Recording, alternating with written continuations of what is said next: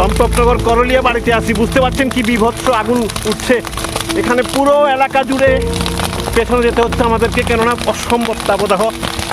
পুরো এলাকা পুরো একেবারে জ্বলে ছারখার হয়ে গেছে। দেখতে পাচ্ছেন এখানটা রাবার বাগান করার জন্য কিছু জায়গা রয়েছে এবং ওই পাশে যেটা পুরো আগুন ছড়িয়ে একেবারে, বুঝতে পারছেন যে কী অবস্থা রয়েছে। এটা হচ্ছে করলিয়া বাড়ি এলাকা। আমরা মতায় দিয়ে ঢুকে একেবারে দুর্গম একটা এলাকা, এখানটায় এসে পৌঁছাতে অনেকটা কষ্ট হয়েছে আমাদের।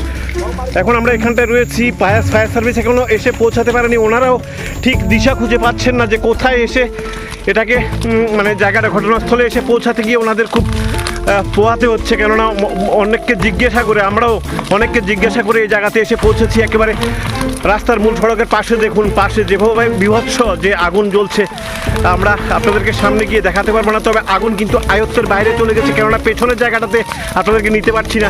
ওই পেছনের জায়গাটাতেও কিন্তু আগুন চলে গেছে প্রায় 1 কিলোমিটার জায়গা জুড়ে। আপনাদেরকে সেটাই দেখাবো যে 1 কিলোমিটার জায়গা জুড়ে এখানটায় পুরো এলাকা ধ্বংস হয়ে গেছে প্রায়। আপনাদেরকে এখন নিয়ে এসেছি, এখন এই পাশটায় নিয়ে এসেছি যে পাশে আগুনের দাবানল বলা যায় গ্রাস করে নিচ্ছে পুরো বাগানটাকে। এখানটায় বেশিক্ষণ থাকা যাবে না, কেননা চারিদিকে এমনভাবে ঝোপঝাড় রয়েছে, আগুন বরাবর দানবীয় রূপ নিচ্ছে, একেবারে শেষ করে দিয়েছে। দেখুন এখন আবার ওই পাশটাকে ধরে নিয়েছে।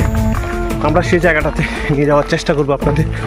করলিয়া মোড়া এখানটায় দেখুন প্রত্যেকে কিভাবে চেষ্টা করছে শুধু আগুনটাকে আয়ত্ত আনার জন্য, কেননা ওনারা এই বাগানের উপর নির্ভর করেই কিন্তু ওনাদের সংসার প্রতিপালন হয়। এবং ওনারা সাংঘাতিকভাবে চেষ্টা করছে, এই যে কিচ্ছু রাখছে না, কলা বাগান শেষ হয়ে যাচ্ছে, আমরা আর এগোতে পারবো না। চেষ্টা করছেন আগুনকে কিভাবে আয়ত্তে আনা যায়, এটা চেষ্টা করছেন, কিন্তু কিছুতেই ওনারা পারছেন না। খুব চেষ্টা করছে, এই যে চলায় দেখুন আগুন কিন্তু পুরো এলাকাকে গ্রাস করে নিয়েছে। আমরা আর এগোতে পারবো না, কেননা আগুন দেখুন তলাপে পুরো জায়গাতে। খুব চেষ্টা করছেন ওনারা কীভাবে আগুনটাকে আয়ত্তে আনা যায়, কিন্তু কিছুতেই করতে পারছেন না। আর অগ্নি নির্বাপক বাহিনী যেহেতু রাস্তাটা একেবারে দুর্গম, এই জন্য এখানটা আসতে গিয়ে বিভিন্ন জায়গাতে ফেসে যাচ্ছে। ওনাদের এত বড় গাড়ি, জলের গাড়ি নিয়ে আসতে পারছেন না, সেই খবরও আমাদের কাছে রয়েছে। আমরা ছিলাম গাড়ির পেছনে, কিন্তু গাড়ি আটকে যাওয়াতে সেখান থেকে আমরা পার হয়ে এখানটা এসেছি।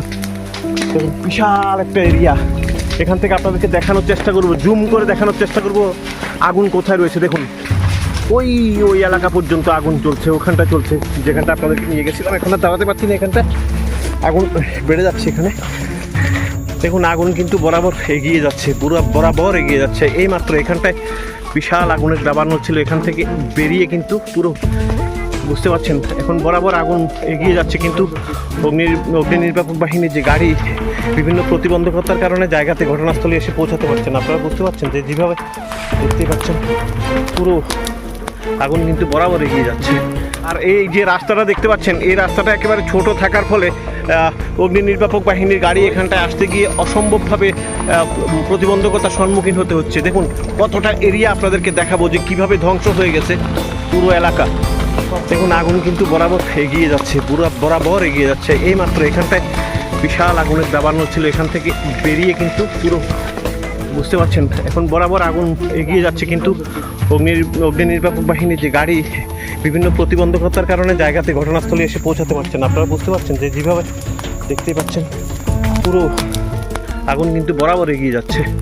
এখন সামনে এই জায়গাটাতে ওনাদের রাবার বাগান রয়েছে, সেটা নিয়ে ওনারা চিন্তিত রয়েছেন। যদি রাবার বাগানে কোনো ক্রমে আগুন চলে যায় তাহলে কিন্তু বিশাল একটা বিপত্তি আসবে। আমরা বরাবর চেষ্টা করছি যাতে করে অগ্নি নির্বাপক বাহিনীকে এখানটায় আনা যায়, কেননা রাস্তার পাশে যে জায়গাটা রয়েছে এখানটা যদি একটু জল দিয়ে ভিজিয়ে দেওয়া যায় তাহলে সেক্ষেত্রে অনেকটা।